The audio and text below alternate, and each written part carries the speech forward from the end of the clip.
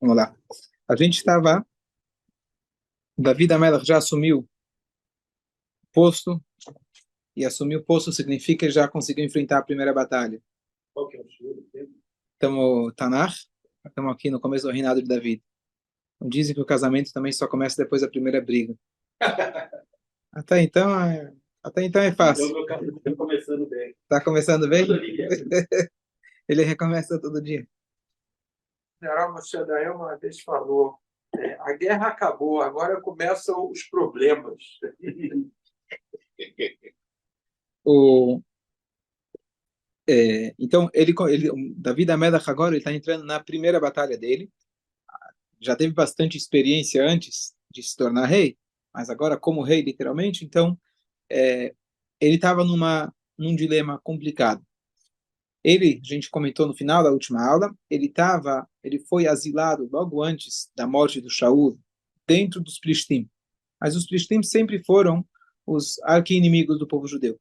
Agora ele se tornou rei. Eles enxergavam ele como um traidor, mas um judeu nunca esquece uma bondade que alguém te fez.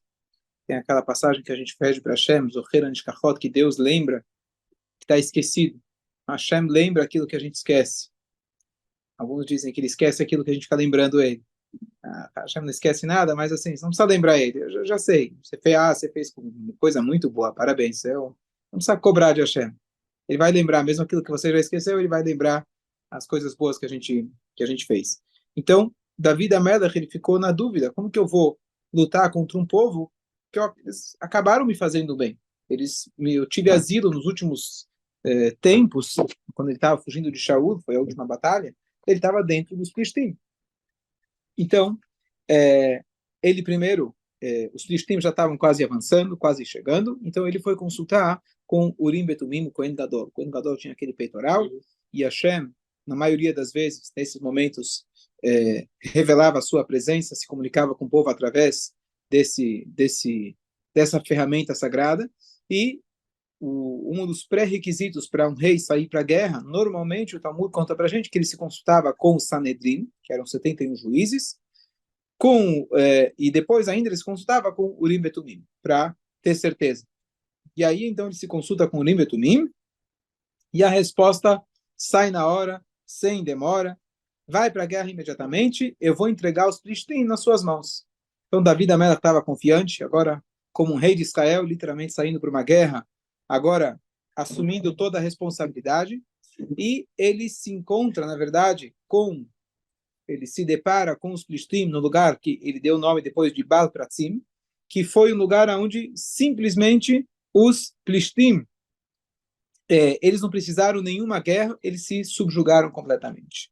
Então Hashem, na verdade, ajudou ele. Ele não precisou agir com as próprias mãos, ele tem que encarar, enfrentar aqueles que, talvez não foram eles literalmente, mas alguns do povo que fizeram bem para ele, e então Hashem tomou conta por ele, não precisou agir, não precisou sujar as mãos, exatamente.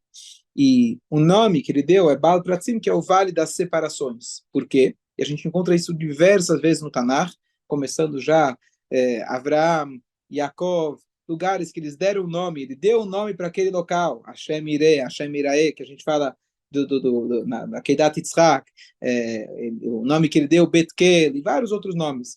E o que significa dar um nome? Dar um nome, além de que, talvez depois lá nos mapas vai constar lá o nome da cidade e tal, mas dar um nome significa eu quero lembrar o que aconteceu aqui. E o que eu quero lembrar? Eu quero lembrar que a vitória não foi minha. A vitória, as separações, quem foi que fez? É a Kadosh Baruch Hu. Então, dar um nome a um lugar, ou às vezes dar um nome de uma criança, de um filho, nome ligado a um milagre, nome ligado a um agradecimento a Hashem, essa é a maneira, uma das maneiras que a gente pode estar sempre agradecendo a Hashem. Dar o nome de um local ou de alguém lembrando a vitória de Hashem. Depois dessa guerra, aqui acontece uma coisa alahicamente curiosa, que é o seguinte. Algumas vezes na Torá, no Tanakh, a gente tem que a gente ganha a guerra, tem os despojos, e cada vez a Hashem dá uma orientação diferente o que fazer com os despojos. Pegando no Tanakh, por exemplo, Yericó tinha que ser tudo queimado. Na Torá, você tem situações onde eles pegam, por exemplo, os Midianim, podiam cacherizar, e assim por diante.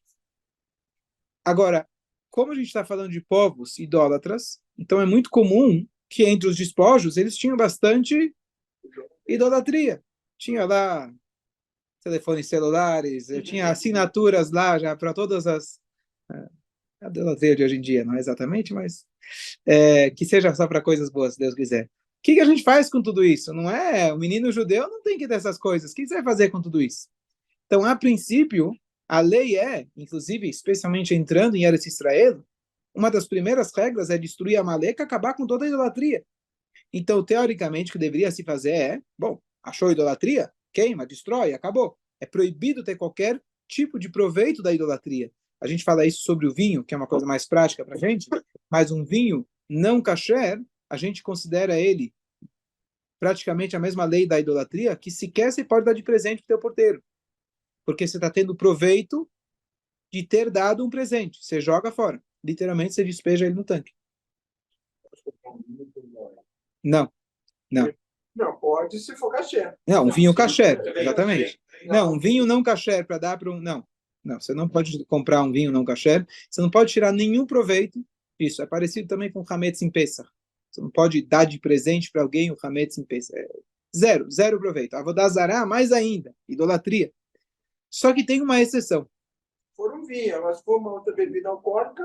Não, é outra história, tudo bem. Talvez um conhaque talvez teria problema. Bom, ok. Então, Davi da Melech pergunta o que a gente faz com as idolatrias. Ele fala, queima. Mas aqui surge uma alahá. Fala. Também um suco de uva para uma chita também não pode. A princípio não. A princípio não, sim.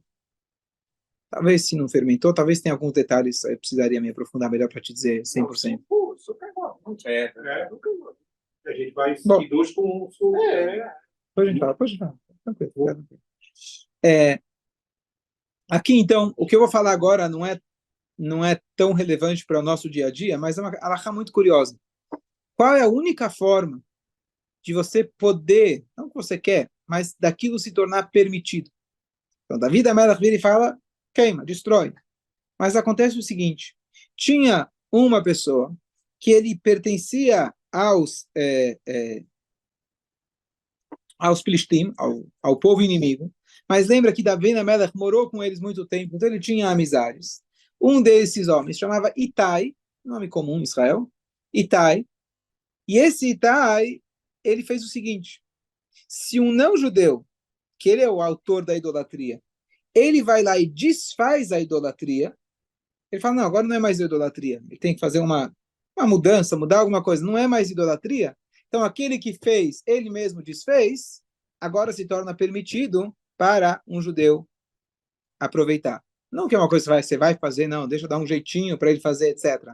Mas a definição da idolatria é, alguém foi lá e tornou aquilo, pode ser um vinho, pode ser qualquer coisa se pode tornar idolatria, uma pedra. Então, se ele que tornou aquilo idolatria, ele mesmo desfaz aquilo com um ato, então aquilo deixa de ser idolatria. Já eu não posso chegar e falar, não, agora não é mais idolatria. Mas não fui eu que tornei ela idolatria para desfazer ela. Então, o judeu não pode desfazer essa idolatria. Aquele que fez, o não-judeu que tornou aquilo idolatria, ele pode, digamos assim, desfazer e cacherizar, entre aspas. Então, esse homem, ele foi lá e fez isso. Então, uma coisa fora... Acontece uma coisa curiosa, que a gente vai ver que acontece na nossa vida. Então, a primeira vez, Davi da Melech, ele vai lá, pergunta para Hashem fala, vai, tudo certo, ganha de primeira, strike, beleza. Passa pouco tempo. Os Filistim se reorganizam. Não é bem assim. Não vai ficar por isso. E eles se reorganizam. E aí, o que você vai pensar? Bom, agora tá fácil, né? Hashem já me ajudou na primeira, agora vai tranquilo.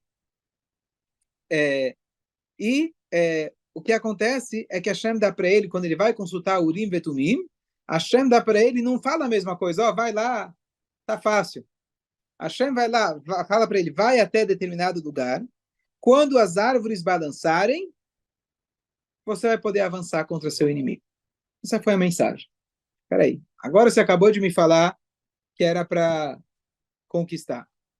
Bom, vamos terminar a história, depois a gente analisa. O que acontece? Davi da Melech vai até lá, os inimigos estão se aproximando, ele está com seu exército, e eles veem o inimigo chegando perto. A gente pode avançar ou não? Pode avançar? Não. Eles estavam muito próximos. Podemos avançar? Falou, não, Deus falou que tem que esperar as árvores, o vento chacoalhar as árvores. Só quando eles estavam literalmente um do lado do outro. Aí as árvores chacoalharam, aí eles avançaram e ganharam a guerra. Então a pergunta é, peraí, o que Deus queria com isso? Qual que é a mensagem? Então, às vezes, dar o primeiro chute é mais fácil. O problema é manter depois. Então, ele conseguia a primeira guerra, foi ótimo. Chegaram os anjos de Hashem e começaram a falar, peraí, Davi da Meller, não é bem assim, tinha o Shaul, e começam a provocar, igual que a gente tem na história de Abraham. Abraham vindo, não é tão assim. E aí eles começam a trazer aquilo que se chama Kitrugim. Davi da Meller não é tão forte. Deus fala, não. Eu vou mostrar para vocês que eu escolhi ele como rei e não foi uma má escolha. E eu vou testar ele agora. Então foi o teste. Então a primeira vez, às vezes vai fácil. A questão é como você vai lidar com a segunda. E o que tem de interessante aqui? Que logo no início do reinado de Shaul, o profeta Shmuel falou para ele, olha, espera 7 dias, espera eu chegar para fazer os sacrifícios, para aí sim vocês poderem saírem para a guerra. E aí o que acontece? O povo estava lá pressionando. O homem não chegava. Vai ver que ficou preso no trânsito. Não vamos ficar esperando. Chegou na hora, ele acabou sacrificando. Quando ele começou, aí chegou o Shmuel. Você não passou no teste. Era para você ter aguardado mais um pouquinho. Davi da Melech acabou de passar por um teste muito parecido e ele conseguiu passar com êxito nesse teste. Então, na nossa vida, muitas vezes a primeira vez vai fácil. O problema é o rebote, como se diz. A primeira onda vai tranquilo. Tem muitas vezes, a gente tenta, fiz lá uma mitzvah, consegui, foi ótimo. Foi só o primeiro teste. Vem agora, espera. Nem sempre vai tão fácil como você imaginava. O teste, na verdade, é a segunda, não a primeira. Mas peraí, eu fui lá, Deus me ajudou, deu certo, dei de se dar cá, ganhei dinheiro.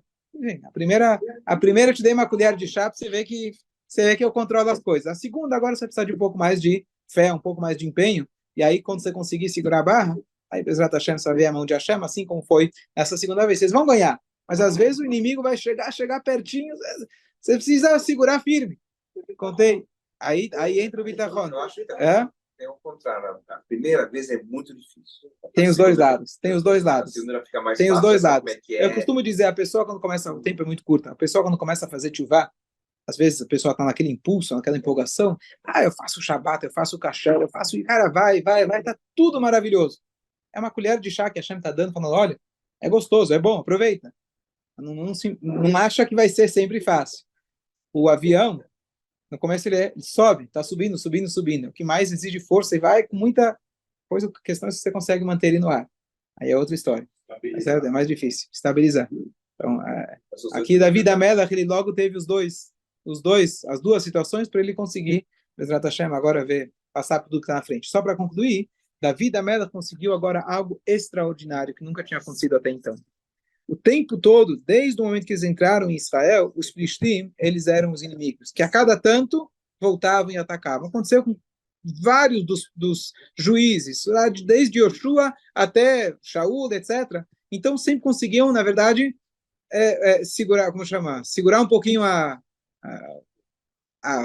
o fogo, segurar a onda, a barra, mas estava sempre lá pressionando. Pela primeira vez na história, Davi da Melech conseguiu realmente que eles estivessem completamente subjugados. E aqui a gente já vê a força do segundo rei de Israel, mas aquele que realmente foi da descendência de Eudá, que a força dele realmente conseguiu se impor e realmente que os filisteus tivessem completamente submissos. E assim seja todos os inimigos de Israel hoje. Pega tudo, toda a área.